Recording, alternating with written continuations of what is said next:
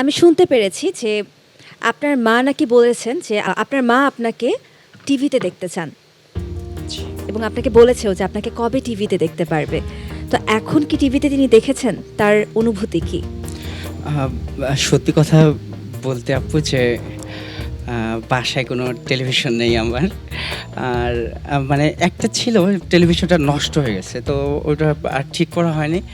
আর এখন আম্মাকে আমি সান্ত্বনা দিচ্ছি যে আম্মা আসলে যে কোনোভাবেই আমি আপনাকে দেখাবো, কিন্তু টেলিভিশনে দেখানোটা সম্ভব হচ্ছে না। আর আম্মা ওই কারো বাসায় যায় না। তোমায় একটা কথা বলি, জি স্যার।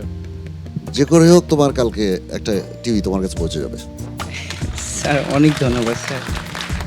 মা দেখবে বলে তোর মাকে বলে দেওয়া আসছে ফোনে যে পার্থদা বলেছে টিভিতে তোমার ছেলেকে দেখা যাবে। আমার অনেক বড় মানে পাওয়া এটা স্যার, অনেক খুশি হলাম স্যার, সত্যি স্যার। অনেক ধন্যবাদ বিচারক। আমি আপনার কাছে একটা অনুরোধ করব, যখন আপনার মা আপনাকে টিভিতে দেখবেন তখন সেটার ভিডিও ধারণ করে তিনি যেন আমাদেরকে মানে আপনাকে যেন দেন এবং আপনার থেকে আমরা দেখে নিব সবাই। অবশ্যই।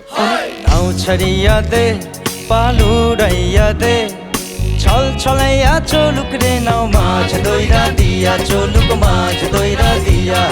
নাও ছাড়িয়া দে পালুরাইয়া দে, ছল ছলাইয়া চলুক রে নাও মাছ দইরা দিয়া, চলুক মাছ দইরা দিয়া।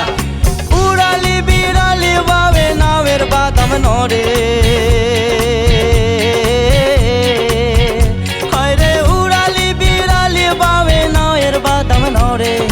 আথালি পাতালি পানি ছলা, আথালি পাতালি পানি ছলাতে ছলাতে করে রে। আরে খল খলাইয়া হাইসা ওঠে বৈঠার হাতল চাইয়া, ওঠে বৈঠার হাতল চাইয়া। নাও ছাড়িয়া দে পালুরাইয়া দে, ছল ছলাইয়া চলুক রে নাও মাছ দইরা দিয়া, চলুক মাছ দইরা দিয়া, মাছ দইরা দিয়া, চলুক মাছ দইরা দিয়া।